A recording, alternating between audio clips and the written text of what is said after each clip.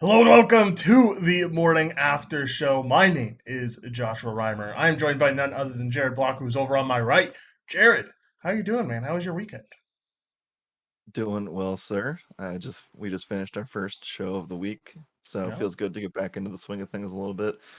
Weekend was good. I felt like it went by in the span of like 3 hours, to be But completely honest. yeah, no, it definitely did. I completely agree with that. The weekend flew by. There was a ton of sports that happened this weekend, and we get to discuss them all with everyone who's about to tune in. Good morning, the Little Italy and Bacon 23. Hope you guys had a good weekend as well. We have to fly, Jared. If we're keeping this in, like you told me before the show, if we're keeping this at 30 minutes like we plan to, we have got to fly through the topics we have. So let's get right into it. Let's, without further ado, not waste any more time and talk about the Masters. Scott Scheffler wins the Masters by 3 strokes. It's been a kind of a nail biter at the end of these Masters tournaments recently, so to see someone win by 3 strokes was pretty impressive. Scheffler is the fourth player in the last 50 years to have 4 PGA wins by the end of April. So Scheffler absolutely dominating coming into the rest of the PGA season. He dominated highlight reel the entire weekend. It's kind of funny that he only won by 3 strokes, considering that he was like up six. But then I don't know if you've seen Happy Gilmore lately, but for those of you that have, it's basically like Happy Gilmore just at the very beginning of the movie learning how to putt, and that's basically what he was doing. So like every putt that he was doing was going like 5 feet, and he would have to just walk over and just keep putting it a little bit. Like he did it on purpose, but it was just kind of Uh-huh. hilarious that it all ended up. Yeah, that's pretty funny. Yeah, certainly interesting. Tiger Wood commits to playing in next month's PGA Championship. I didn't watch any Masters. I'll be completely honest. Was so preoccupied with other stuff this weekend. Where did Tiger Woods even finish at the end of the day? He tanked the last 2 days. Oh, Like I think he ended up plus like at least 10 or 12. I don't know. The chat will know the answer. I kind of stopped watching. It was the Scott Scheffler show after Friday afternoon. interesting. Yeah, I would be curious to see where he finished. I'm sure, like you said, if he tanked the last few days, it probably wasn't the best finish for him. All right, anything else you want to talk about the Masters? If not, we could talk about my sport. Talk about UFC 273, which was it was an exciting one and it was a non-exciting one all at the same time. Yeah, no, let's do it. So I Yeah, actually did watch all of this. nice. Let's talk about it. Let's talk about those championships fights first. To start off, just the main event. Volkanovski clearly proving himself as the top featherweight in the division, and was talking to some few people in the good skill chat room that night. Might be proving himself as the top guy overall in pound for pound right now. I mean, the Korean Zombie looked completely outmatched. There was a point in the fight where you could just very well tell that the Korean Zombie shouldn't be out there with Volkanovski. It was a tough matchup to put him through, and Volk had this one handled all the way through. There was at no point in that fight where you felt like the Korean Zombie had a shot, and Volkanovski was a minus 800 favorite. So that's exactly what you should expect from. That's exactly the performance you should expect from those types of odds. What were your thoughts on the Volk fight? Yeah, I mean, I think it's just giving Korean Zombie the credit. I know that he ended up, getting basically just getting his face bashed in, but Yeah. he was the underdog that everybody thought that was, it was just one of those things where the fight went exactly how everybody thought it was going to go. Still confused why people stack fights on DraftKings, but we can talk about that at a different time.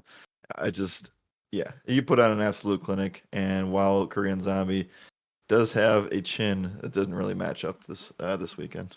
No, it definitely did not match up this weekend. It certainly didn't look like the old Korean Zombie. It's kind of a question for me of like, where is the Korean Zombie going to go after this? Because if you're not fighting for a title as TKZ, I just don't know what your worth is to the promotion. And we've seen that the UFC has been relentless with these older guys. Like they are so willing to just cut someone, no matter the legacy they had in the UFC.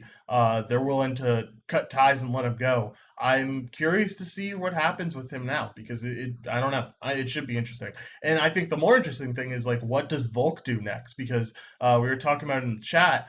Do you make the step up to 155 to try to get lightweight belt? Do you try to become a double champ? Do you fight Max Holloway for the third time? I feel like no one really wants to see Max Holloway for the third time.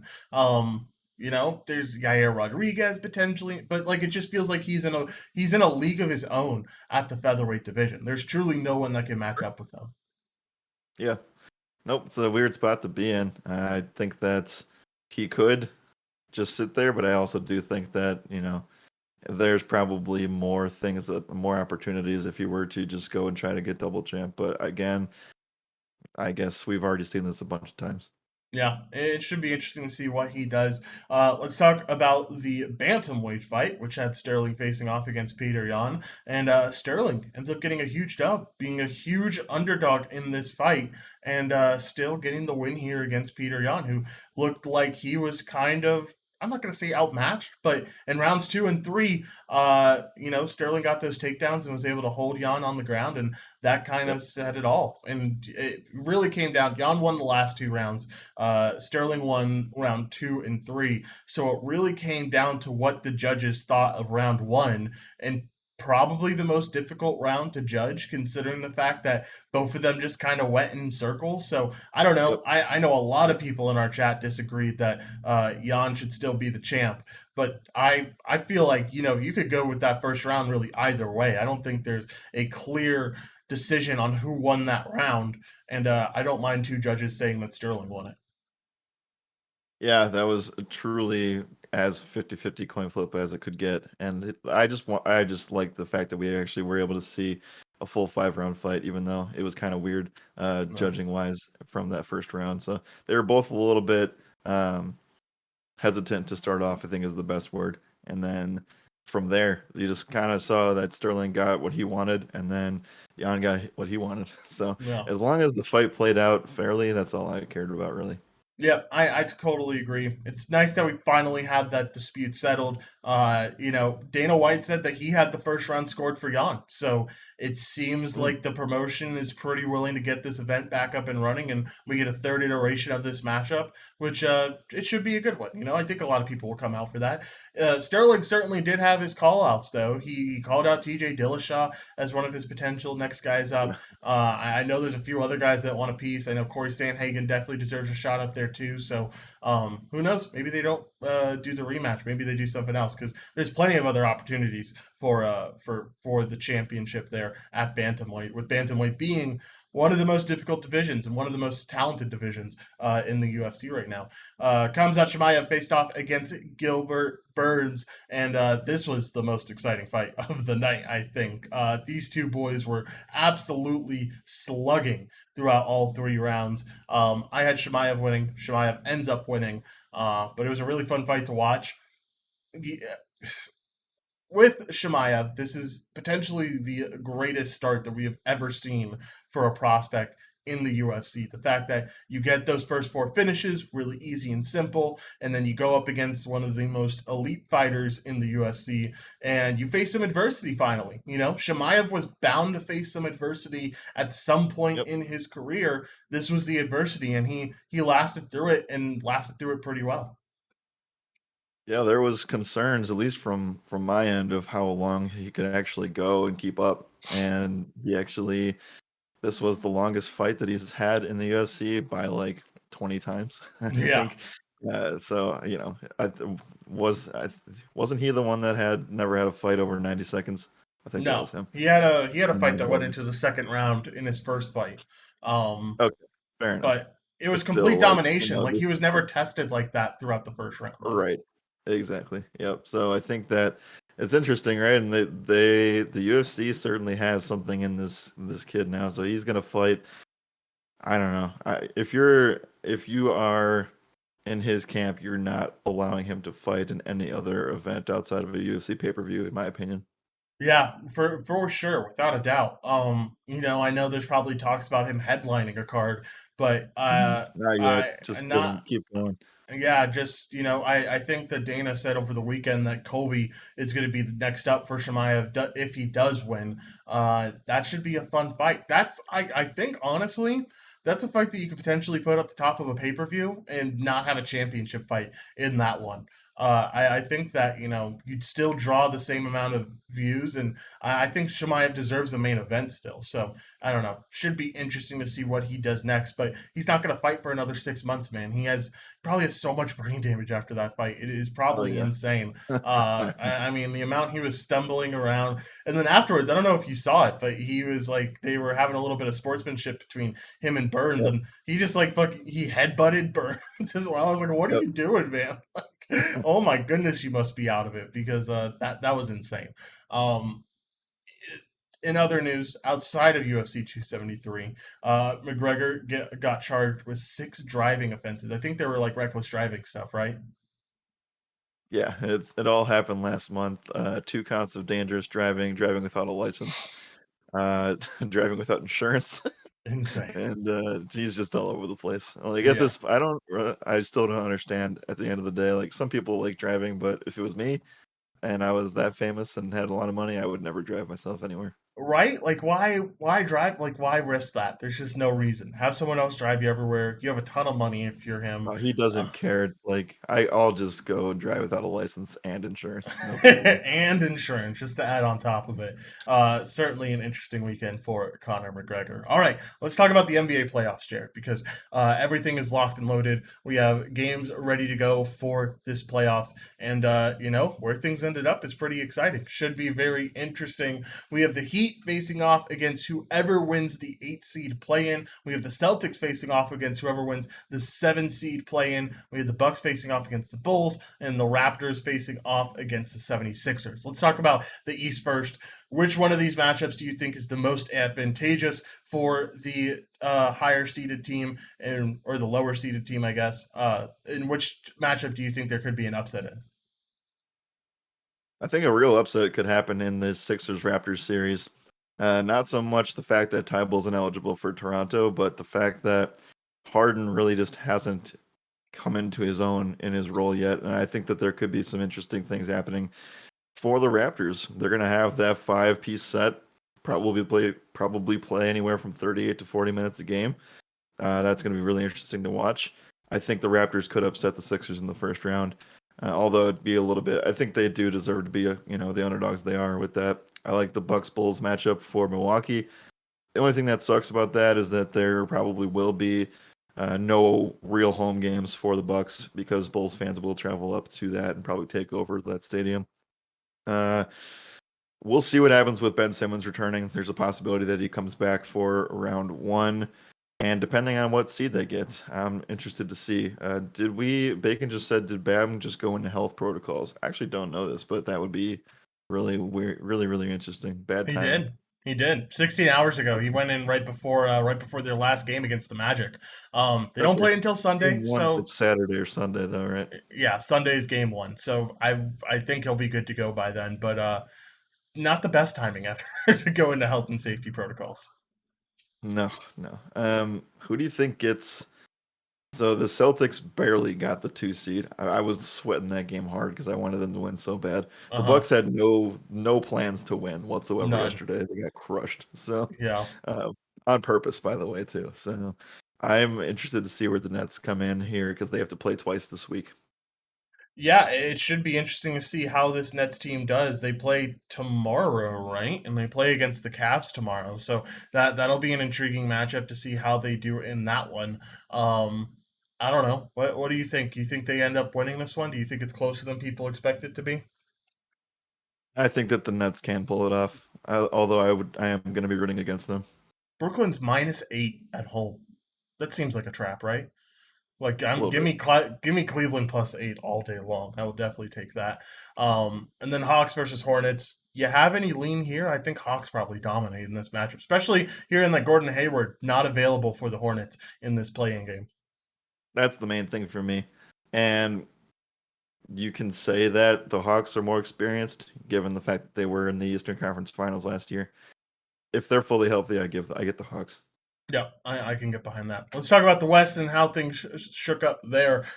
Suns get to face off against the 8 seed, whoever wins that side of the play-in tournament. And then the Grizzlies get to face off against a 7 seed, whoever wins on that side of the play-in tournament. Then you have Warriors versus Nuggets. We have Curry as a game-time decision in that one. And we even heard that Jamal Murray could try to go in this matchup. And then Mavs versus the Jazz. And Luca got a bad calf strain yesterday. I'm very interested to see like what happens with Luca coming into this playoffs. Yeah, it's just like I know that Dallas they didn't have to play Luca, but they wanted to try to gain um, seeding. But I don't think that was the right call at the end of the day, and it could end up hurting them. He does have a few days to rest it, but man, that's what a terrible timing injury. Oh yeah, without I mean, if they're without him for even 1, 2 games, it puts them at a huge disadvantage. So we'll have to see how that pans out for Luca and that Mavericks team. All right, anything else with the NBA playoffs? If not, let's move on. Talk about everything that happened in MLB this weekend. Nope, should be fun. No NBA today. It'll come back tomorrow with 2 games, and then we have the plan. Yep, should be a good time. Let's talk about the MLB recap. And one of the most surprising things I saw over the weekend that made me chuckle, Robert Manfred said that he needs to repair his relationship with the players. And so, you know what, players? Here's a free pair of Bose headphones for you, and a note that says he greatly appreciates them. A little tidbit: minor leaguers did not get these Bose headphones. Only the major leaguers did.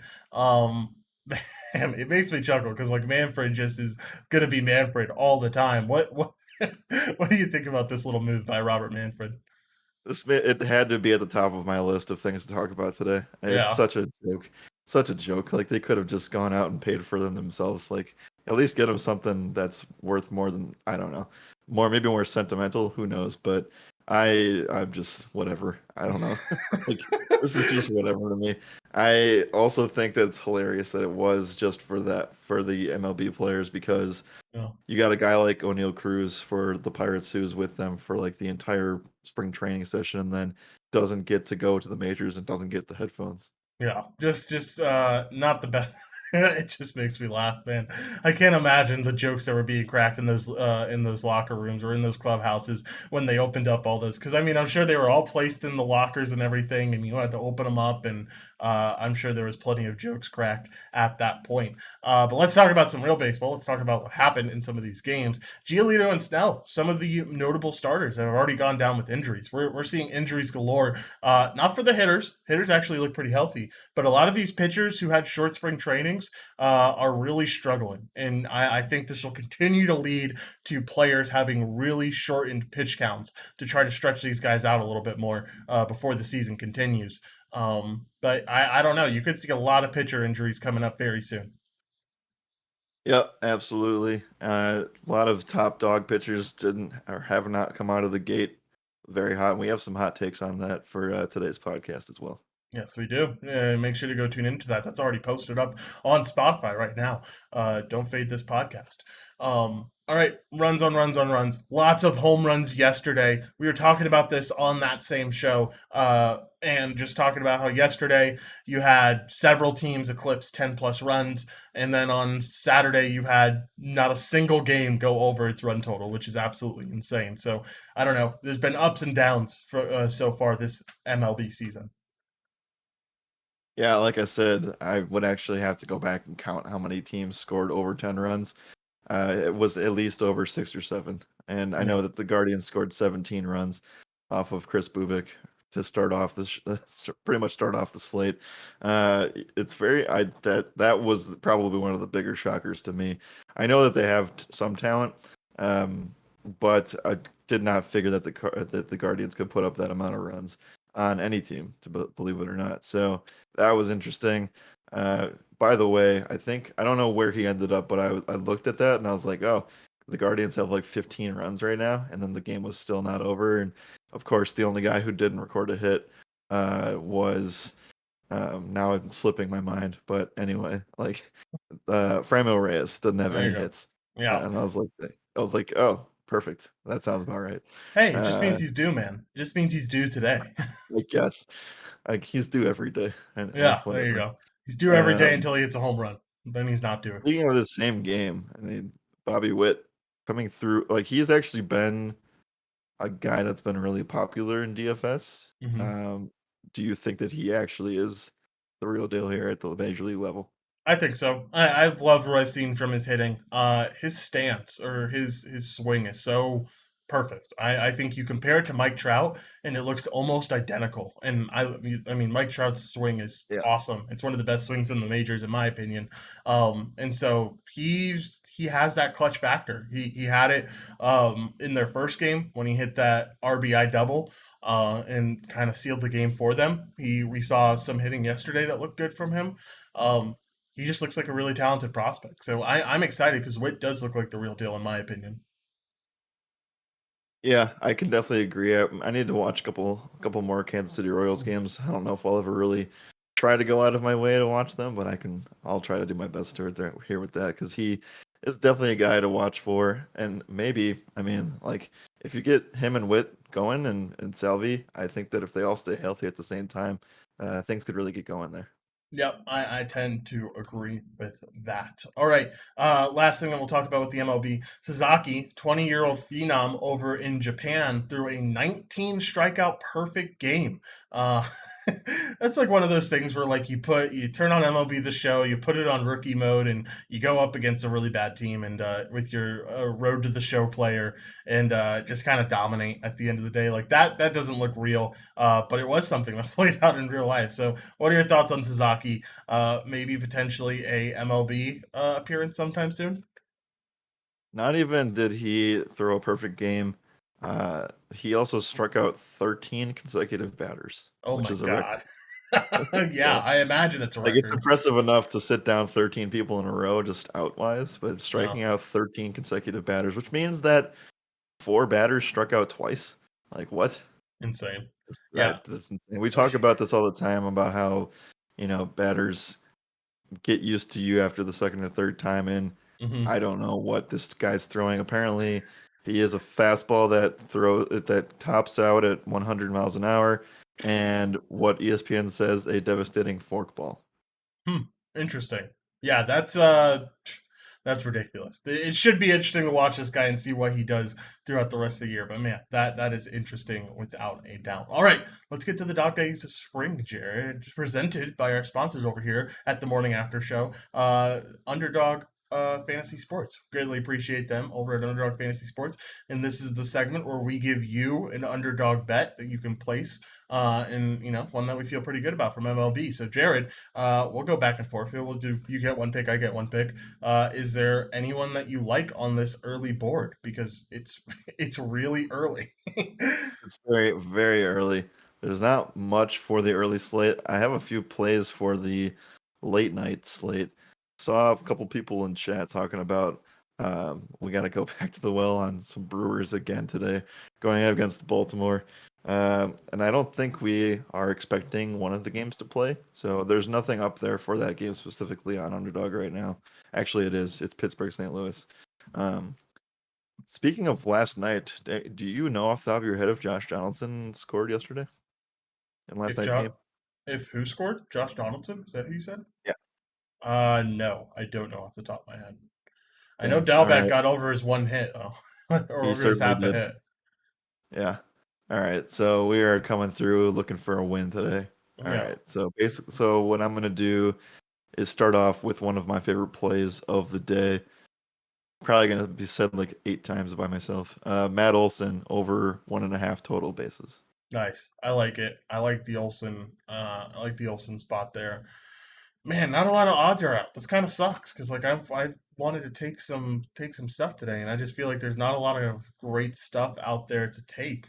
There's a lot of Um, colors, that's for sure. yeah, there's a lot of Colorado and Texas. I will take. I don't even like anything there though. Like this is a little bit iffy. I want more to come out on this board before I feel really good about any of these plays. But if I had to take one, give me Otani over 1.5 total bases. I think he breaks out of his slump a little bit today, and I think he's able to get to Eliza Hernandez, who really does struggle against left-handed hitters or left-handed pitchers. Sorry. I also do think I had this underplay circled. Nick Martinez under pitch count of 68.5 pitches. Yeah, I Rather could see interesting. that. I could see that. That's definitely something that's viable, especially against that San Fran team. I feel like they shell him pretty early. So we'll have to see how that goes. But that is it for the morning after show. Jared, any final thoughts? Nope, just gonna type this in the chat here, and also we'll put it in the Good Skill chat room as well. Short show today as normal, and if you guys are interested in what we have going on today, you can go and check out the events section of our Discord. We're doing an early only on Twitter Spaces. The link's already updated there, so you can reserve and get a notification when we go live for that. The DFS early only slate locks at 2:10 Eastern on both FanDuel and DraftKings. Small little slate there. And then we have an early slate, so keep an eye on the time specifically for the member only podcast, the 30 to Lock main slate stream that's going to be right here back on Twitch. And then the main slate locks itself at 6:40 Eastern on both sites. Yep, should be a good time. Lots of baseball to talk about, and we are excited to do exactly that. Jared, let's get out of here. As always, my name is Joshua Reimer. Good morning and good skill.